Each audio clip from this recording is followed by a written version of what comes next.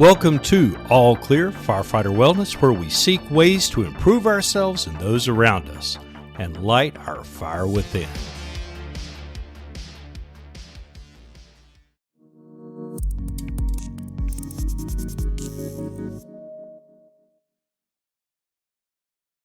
Welcome to All Clear. I'm Travis. Good to have you with us again. Got a local fella from North Carolina with us. I've got Tim Grutzius. Now, Tim is a specialist in a certain art, and that is the art of yoga. And I know a lot of people are already starting to hit the button to turn it off, but yoga is something we need to talk about. Tim, how are you doing today, my friend? I'm doing great, Travis. Thanks for having me on here. Hey, it is a pleasure. I know we know some people in common, and it's just kind of weird how these little circles kind of come together.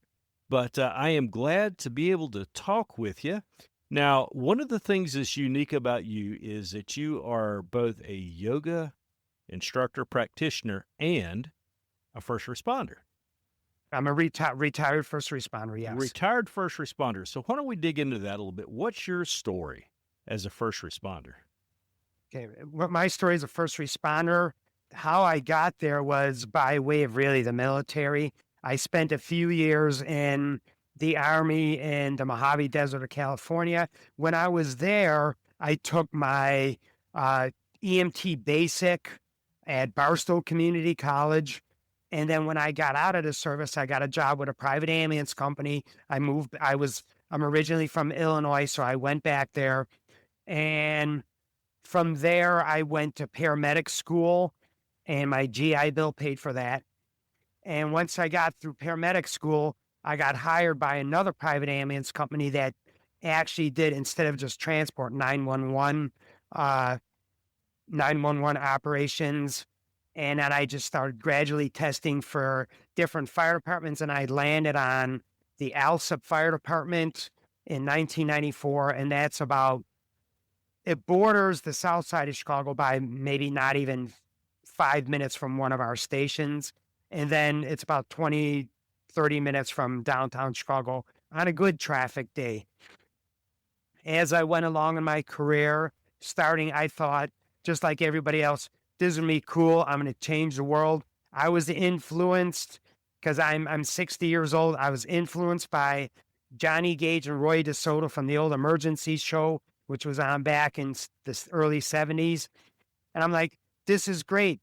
It's gonna work out great. I'm realizing my dreams of doing this type of work. As I went along, you just start learning the ins and outs that it's not all as TV would have it, like, and they didn't really do this back then, but they kind of sanitize a little bit or make it Hollywoodized.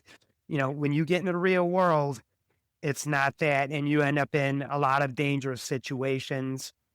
And it was back in 1998. As I started as a rookie, made it through my probation, got set with a crew. And one of the guys there, he was, to me, a fireman's fireman, a paramedic's paramedic. And his uniforms were always to the nines, pressed neatly, everything. But what we didn't know about him is that he had this inner struggle going on. And years later, he, talking with his parents, he was diagnosed with clinical depression in high school. And this is stuff that turned on and off for him. Well, in February of 1998, and maybe a little bit before that, he started unraveling a lot of anger management, fighting with his wife on the phone, ripping phones off the wall, stuff like that. Some of the guys, were helping him out because him and his wife had problems, so he moved out for, a little bit. But we didn't know that real, true inner workings of what was going on. And in February of 98, he had issues where he attempted suicide. He's going to sit on railroad tracks. And that's where it really first came to light to us that, we were floored by this. Something went wrong. And then he So he had to go on a 72-hour hold at his hospital. He came back and he told us that, I had a nervous breakdown, I'm getting help, all this. Well, we were sitting at the kitchen table. We ended up having to go on a call, and then he left by the time we got back. He said, "I'll come back on Thursday. We'll talk a little bit more." Well, he didn't come back. We're sitting on the edge of our chairs. Where's he at? Where's he at? And then at about 1938 hours on that cold February evening, we get a call for a car explosion. I didn't know what was going on. I was the engineer that day. We got there, so I was street side, column of smoke blowing up out of the back of this apartment complex. And it turned out what he did was poured gasoline on himself and lit himself on fire. Man. Instinctively got out, rolled around, but somebody came out, put an extinguisher on him and things like that. But he was still alive when he was in the ambulance, but then died shortly thereafter. And that sent me reeling. And that was really the trigger for me for a 16-year battle of undiagnosed PTSD. Just really occupational stress injury, post-traumatic stress, however people call it. And I went through my phases of road rage, just anger management issues, used to get in fights with people at the fire department. During that time period, I got promoted to lieutenant, and it didn't really, when some people know that they could push your buttons or you got hot buttons, they're going to do it. And one guy would always do that, and he became a fellow lieutenant. And then we'd start to have shouting matches. And the chief one time said, people were saying, "We're not comfortable here." And chief said, even I wasn't uncomfortable. Then I thought, hey, there's something going on here. And one day I was just on our training board. There was a class given by a psychologist saying Introduction to Firefighter Behavioral Health. I couldn't go to it. It was too far away from where I was, but I called her up and she told her a little bit about my story. And she said, "Hey, you got a lot of trauma. We're starting this group called Illinois Firefighter Peer Support. I think you should apply for it. I think you would do well with this. And if you ever need to sit down and talk with somebody, you could do that. I'm always available." So I went through the class and I thought, yeah, you know what? I don't need the counseling. I'm okay. But on day 2 of this 3-day initial training, she started talking about PTSD, and there was a PowerPoint presentation. And then all of a sudden I just sat there and I'm like, this is me. She's talking about me. I have a problem here. We went on lunch break. She had given me her card previously, and I went and I made that call to make an appointment to see her for counseling. And it was during that time, and I guess this will get me to how I ended up getting in touch with yoga. But I went through maybe about 5 sessions of therapy, and then she said, "You're pretty independent. I think you're okay." So I was released from therapy, and I started with, just my other regimen that I did. I'm also a personal trainer, a Reiki master practitioner, which is an energy worker. I do a lot of exercise, but how I take care of myself, regular massage therapy, chiropractic care. And when I went to a new chiropractor, they had an acupuncturist there. So I've been doing this since 2015. I still get monthly acupuncture, everything to not only for musculoskeletal or other physical issues, but for this post-traumatic stress. And while I was there, one of the women who was the office manager, she said, "I think you could use yoga." And it was called Kundalini yoga, which is different from what I do now. Does a lot of work with energy. And it happened to be that one of the other patients there in this office would teach it on a Monday night at the chiropractor's office. So that's how I got involved with doing yoga. And I did that from 2015 to 2020 when I moved down here to Western North Carolina. And it just opened up a whole world for me. And then you combine that with I first experienced Reiki, uh, the energy work and the acupuncture, and it just started opening me up energetically and spiritually from in a secular way, not from a religious way, but from just really an energetic way. And then I moved down here, and I always wanted to, I think I want to become a yoga teacher. And when I was in Illinois, and you know how it is being on shift, we used to work 24, 48. I would have had to switch with people, take time off, time to just to be able to meet the commitment. So when I came here, I just, was searching for a place to do yoga. And I happened to see that they were running their first ever yoga teacher training. And that's how I became a yoga teacher at the age of, started at 57 and I finished at the age of 58. And I teach a couple classes regularly uh, in my community where I live. I live in a homeowners association, so I teach there. And then once a month, I teach to veterans in Asheville, and it's a service dog yoga class. It's service dogs in training. These veterans are, they're struggling with their own issues. A lot of them are combat vets, and so they work with this organization. And I'll get it in a little bit once you ask more questions. And the dogs are present, and it's a beautiful experience to watch how these dogs go to work when they notice that a veteran might be a little bit triggered or amped up.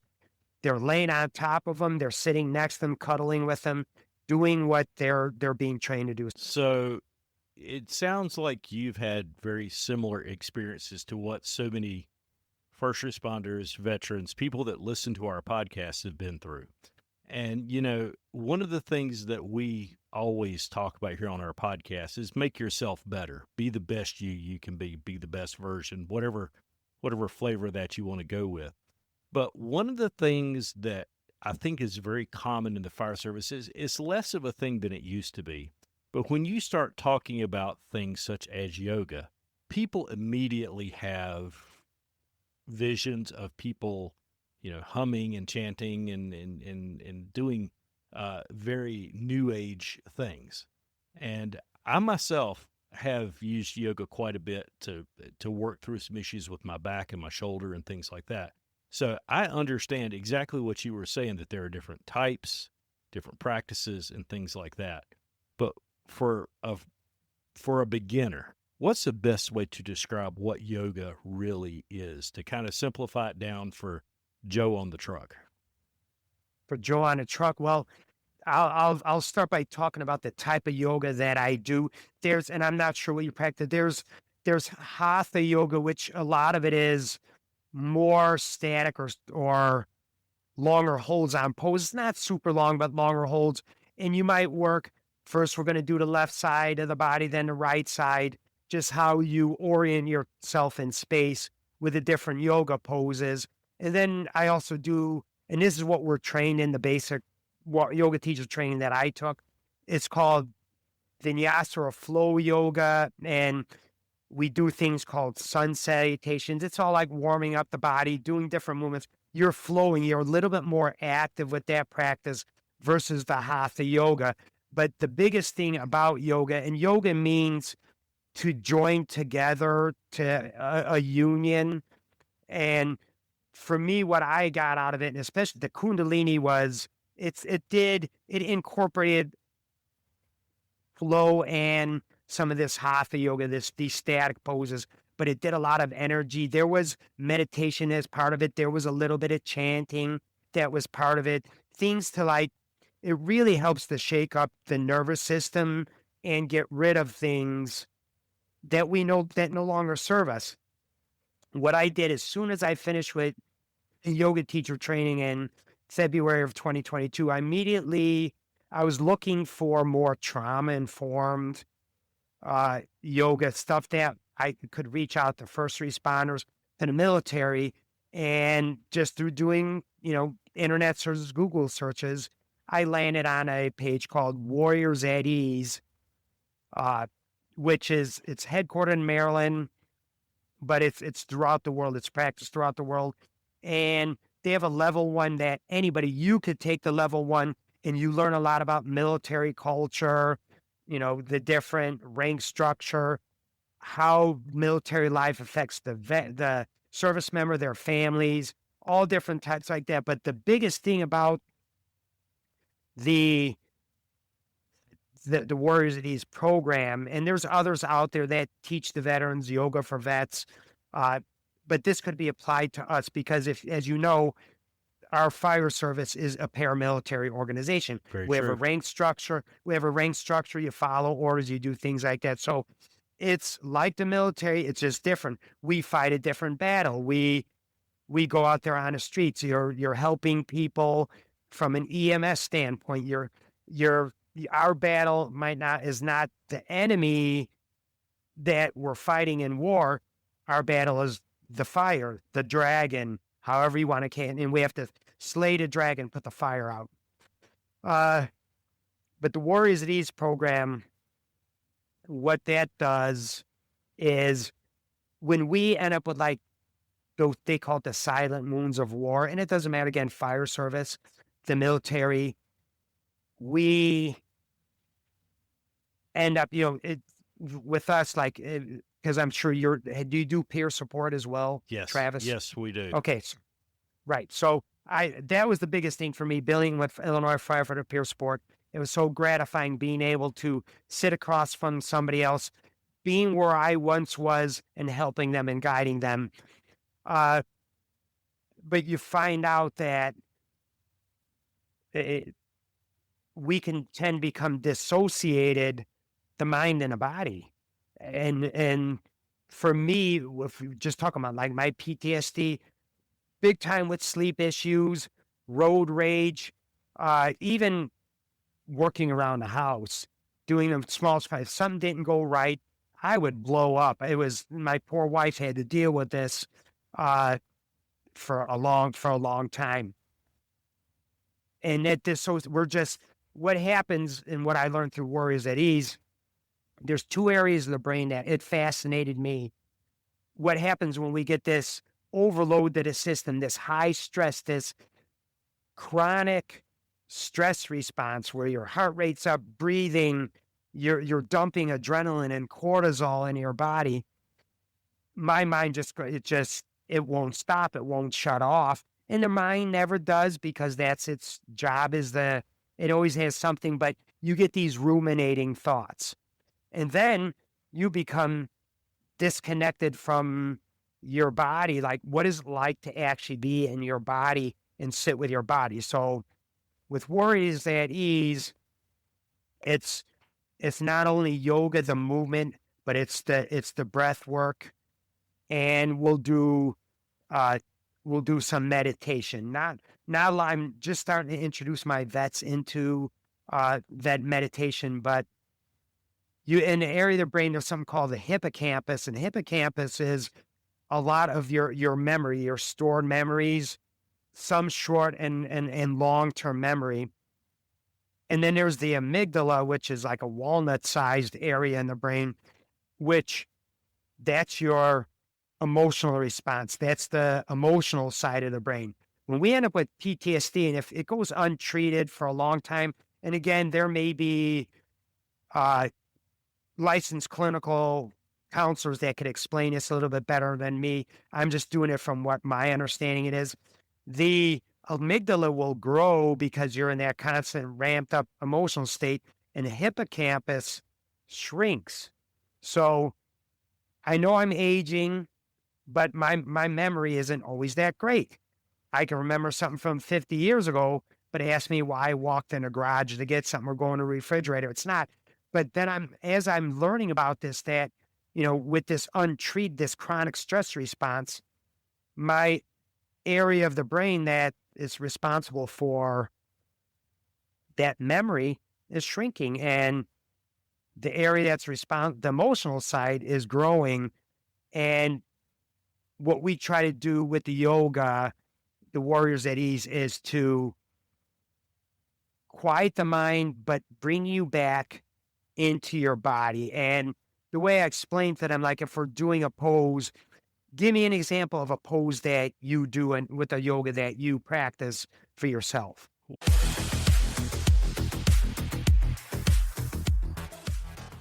At Descript Master, we believe it's never too late to share your story. Our beginner-friendly training is specifically designed for passionate creators over the age of 40 who want to harness the power of video and podcasting without the tech headaches. Now, whether you're a firefighter, a first responder, or an educator who's wanting to up your game when it comes to videos, podcasting, and digital media, or you simply have some wisdom you want to share, Descript Mastery gives you the tools and the confidence you need to create professional, quality content that connects. Start telling your story today with Descript Mastery.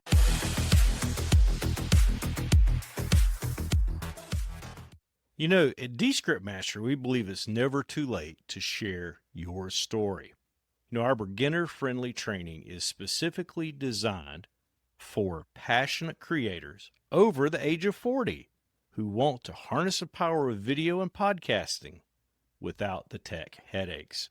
Now, whether you're a firefighter, a first responder, or an educator who's wanting to up your game when it comes to videos, podcasting, and digital media, or you simply have some wisdom you want to share, Descript Mastery gives you the tools and the confidence you need to create professional, quality content that connects. Start telling your story today with Descript Mastery. One of the ones that I like is the child's pose, because that works very well with my back and my shoulder in particular.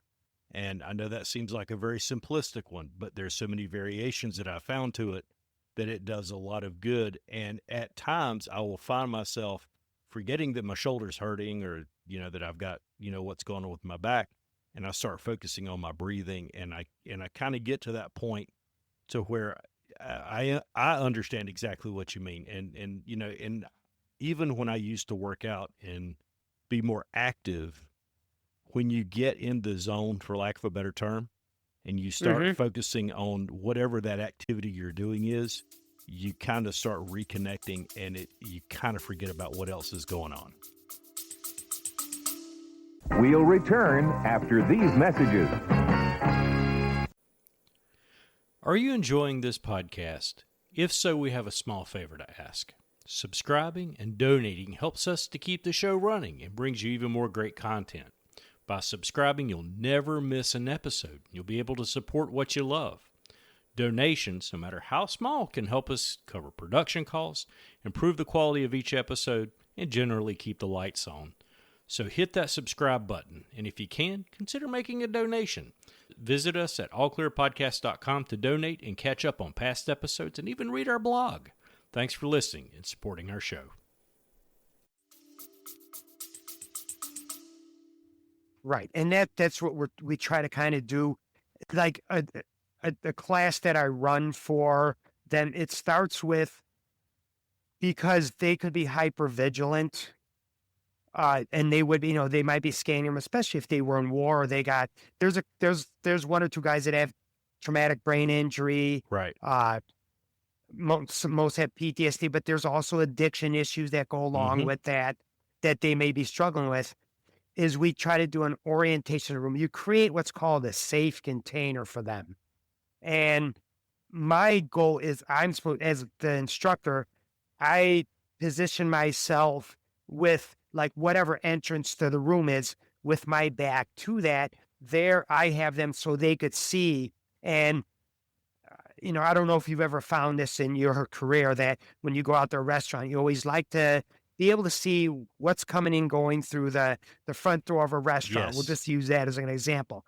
Well, it's the same thing for a veteran, and it probably would still be for any of us as first responders. So we position them so they can see what's coming and going, and I'm putting myself in between them and what might be coming through that door, or what they could perceive as a danger coming through that door.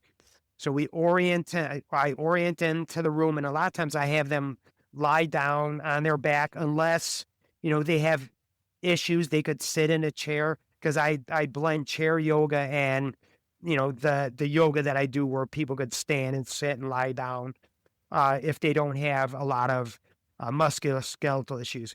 But I start by orienting them to the room. This is where this is at. This is where that. And you try to name the different walls in a room. So instead of saying turn to your left or right, face this wall, face that wall, face the front of the room, the rear of the room. And then I take them through to try to settle them even more, take them through a journey of the senses where you start by, and it's a lot of it's visualization. And what I tell them, and this is something I learned from one of my yoga teachers, she's still a friend to me, although she lives in Illinois. She said, with visualization, if you were having a day where you just absolutely could not do a certain pose, let's say that child's pose, but maybe you could sit in a cross-legged position, but you can't get yourself in that forward flexion. Tell them you visualize doing it. Whatever I'm telling you, if your body says no today, you visualize that. And she always said that the U.S. Olympic team uses visualization. If it's good enough for them, then it's good enough for us. And I saw that in one of the recent Winter Olympics, if you remember, the Chloe Kim, Right. when she's getting ready to go down the half pipe, she was actually at the top working through her routine, visualizing it. So it's what we try to visualize, but take them through their senses. Like, we'll start with the sense of taste. I want you to, maybe take a swallow.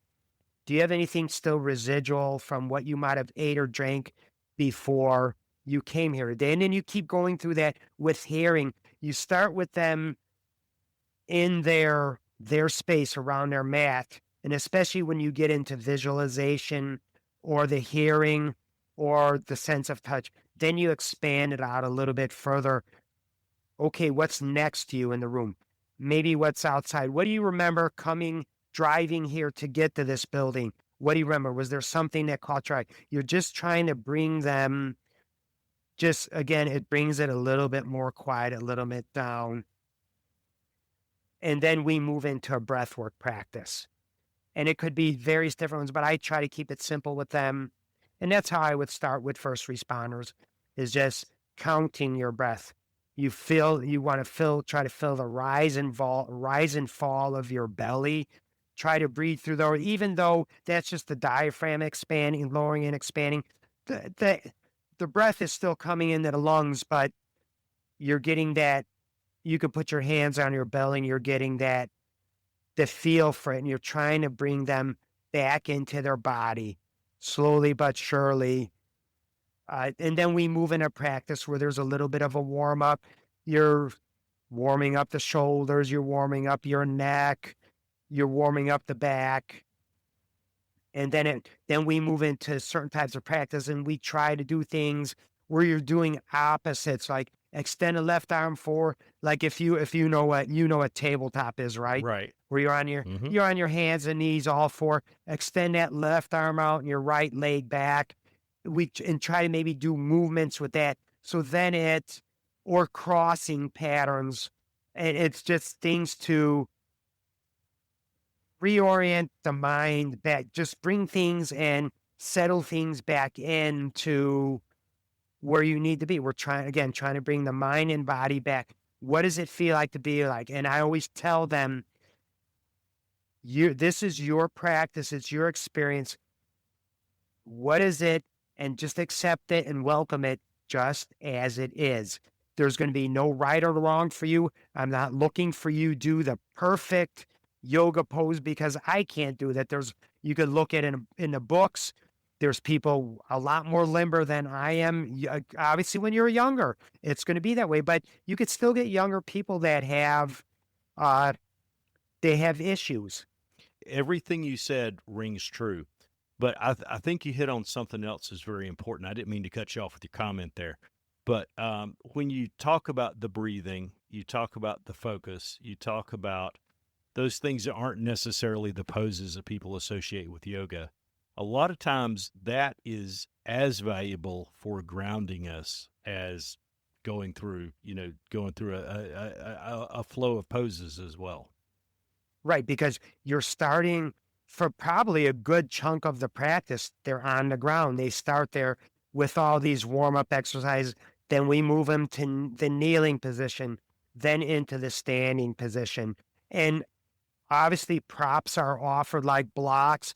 They could use chairs. And I want all my fellow first responders out there that might be listening to this, just like we've always talked about in peer support, asking for help is not a sign of weakness. Right. It's actually one of the most courageous things you could do for yourself. And we do have this, there's still a stigma attached to mental health issues, but I'm here to say it's okay to be vulnerable and authentic. Get the help. If you're struggling, if you have to start at the peer support level, start there. And if they guide you to go to see a counselor, please do it. And really what yoga, the yoga here, and especially the trauma informed, it's to, you become vulnerable and authentic, but when you're in this room, there's no judgments there. And a core thing for especially the veteran, and even it would be us in a first responder, because once you have that separation from service, sometimes you're going to lose that camaraderie because you're not in a firehouse every day. As with a veteran, if they're, they were active, they were in combat, they get out, they don't have that feeling of that connectedness. Who's watching my back? Who is with me? And when you're in the heat of the battle, a core thing for this type of yoga is if we set up a community and they come on a regular basis, they're regaining that sense of camaraderie. Right. Because you could go anywhere in the world and talk to another firefighter, and it's like you're sitting in your own firehouse. Right. Most departments, especially when you're visiting, they'll be welcoming. They'll show you around. They'll give you what we used to call the nickel tour. But it's the same thing, bringing them in and just realizing that you're there for you. You're not there for anybody else. But it's really about the grounding. In reality, yoga starter word had nothing to do with doing all these poses, all these flows. It was about sitting and taking that seat in meditation. There may be injuries, they can't do it, and I'm cool with that. We've gotten to the point now that we'll hug each other. Hey, brother, what's going on? Or we'll laugh. It's not a strict practice. Tim, the thing I really appreciate you doing today is the fact that you've kind of pulled the veil back a little bit on yoga. You've taken some of the, I guess, some of the fear out of it, because a lot of guys are fearful of, man, this is what ladies do, or something like that. And, you've peeled that back, and it's helped us to understand that it is rooted in our mental fitness. And like anything else, we want our bodies to be strong. We want our minds to be strong. I had a guy tell me not too long ago, he said, it's okay for, adversity to shape you, but don't let it define you. And that is correct. And that's kind of what I'm taking away from this, is the fact that each of us may have a different way that we need to follow, whether it be the yoga, the breathing, whatever the case is. But, it's there, and there are people that understand the needs of first responders and veterans and firefighters and all that. And I really appreciate the fact that you brought that to the table today, and you helped us to understand the importance of these things. But if somebody wants to learn more about you, your programs, the yoga that you're doing for vets and first responders, where can they get some information about that at? They could get a hold of me. My website, my business is called Mind Body Badge Yoga. And that's an ode to doing the mind body work and honoring what I did, wearing a badge for over 25 years. But the actual website, the URL is www.timothyggrutzius, And again, I'll email you this. I think you should already have that. It'll from, be in the notes, I promise. And your website is quite fascinating too. And I appreciate you sharing your knowledge with us and taking time to reach out and to share your story too. And I think all of us have a different version of the story that defines us for, where we're at. And it's great to know that there are tools in our toolbox that we can use, like yoga, to be able to address it. Tim, thank you again for being with us. And as we always say here on our podcast, light your fire within.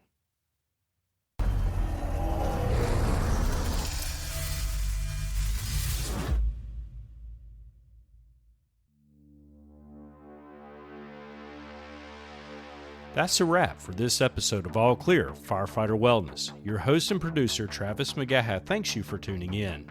Remember, the views and opinions shared by our guests may not always reflect those of the host or the team, but we're all here to spark important conversations for firefighter health and wellness. All Clear is proudly supported by the North Carolina Firefighter Cancer and Wellness Alliance. If you enjoyed the show, share it with your crew or someone who needs to hear it.